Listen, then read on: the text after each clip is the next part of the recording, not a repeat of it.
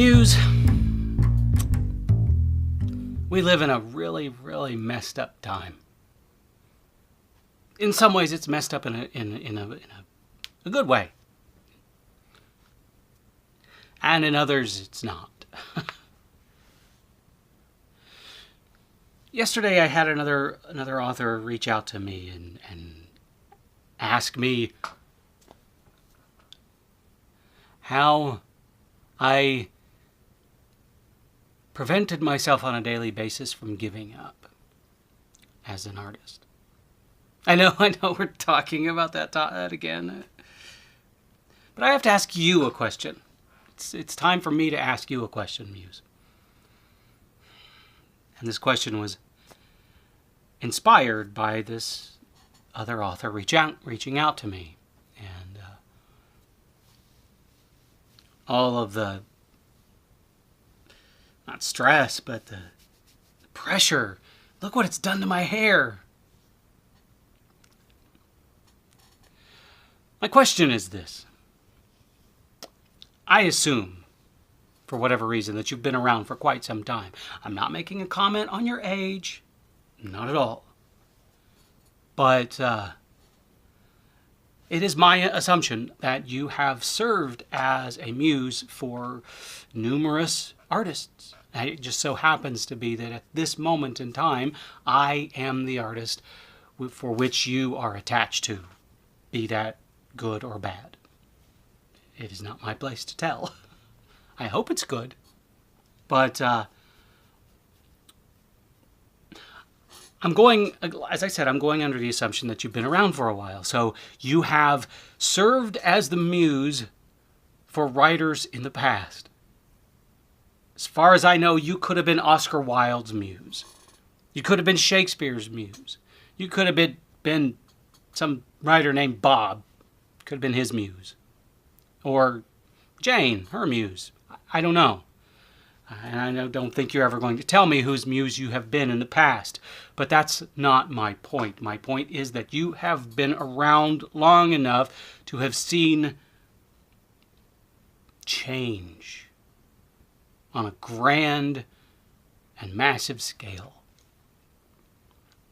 Now, right now, we live in a very immediate period of time. I write a book, I upload it to Amazon, I click publish, and blam, there it is. Now, of course, there's a whole lot of stuff in between there.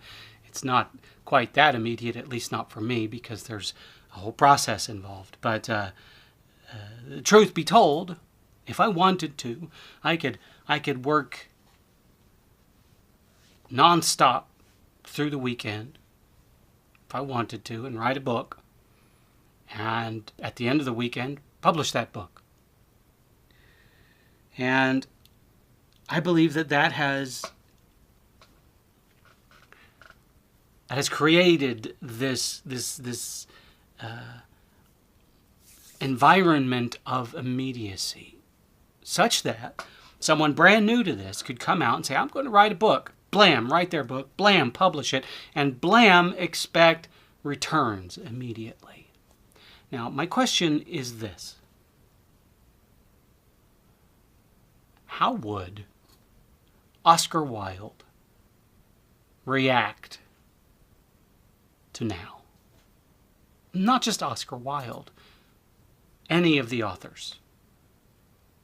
Bukowski, Kerouac, those writers that started a revolution. How would they react to now? What would they say to those writers that reached out to them to say, how did you stop? How did you prevent yourself from giving up? Now, my answer to that question would not be the same as Oscar Wilde's answer to that question, I'm fairly certain.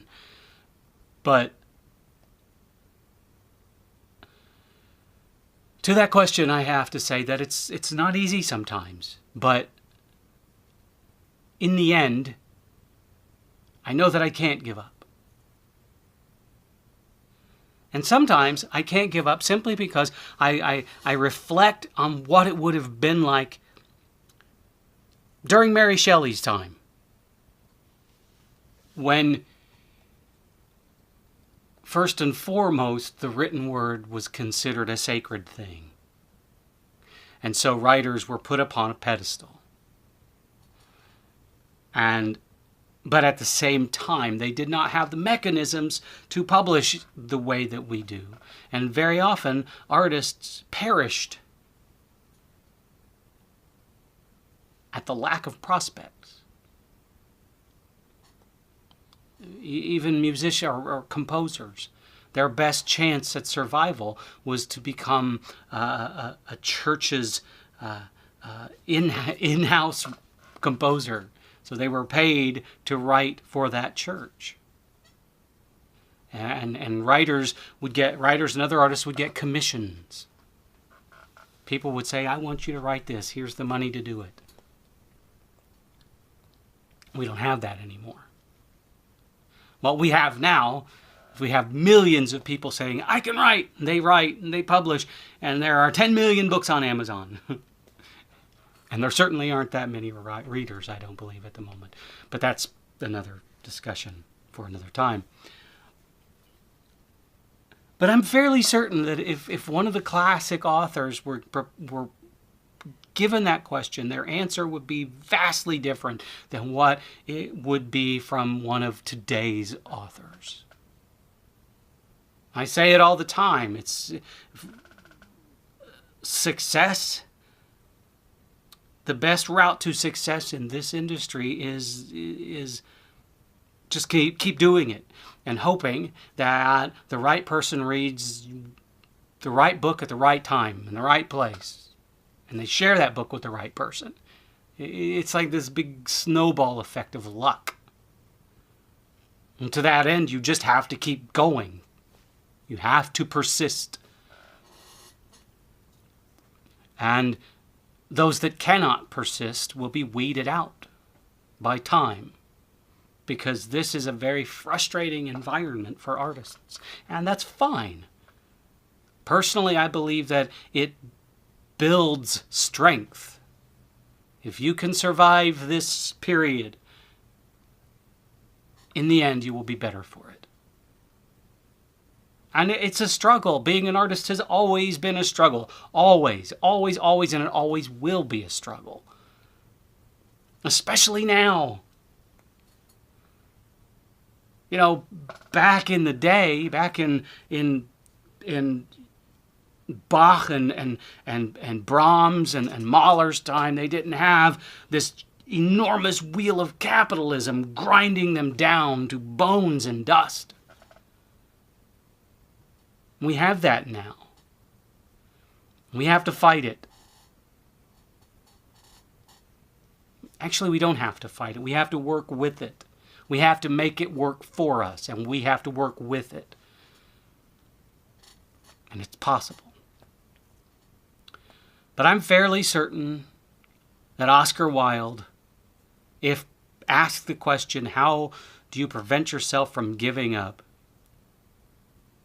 He might very well say, I find a bottle, I drink, and I find a pretty boy, and I partake. Maybe. I don't know. I can't presume to speak for Oscar Wilde.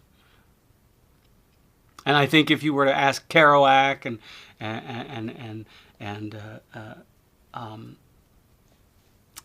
his contemporary beat poets, they would simply say we start a new revolution. And maybe that's what we need to do. I know that we're in the midst of a revolution, the digital revolution. But maybe there's something else. And maybe we'll find it. It's possible. Anyway, Muse, I just wanted, just my curiosity was piqued, and I wanted to pose that to you. Maybe you can come back with me after you ponder it for a while this train goes by, and tell me what you think. Anyway, I'm going to go write. I'm going to go persist. Thank you, Muse. Have a great day.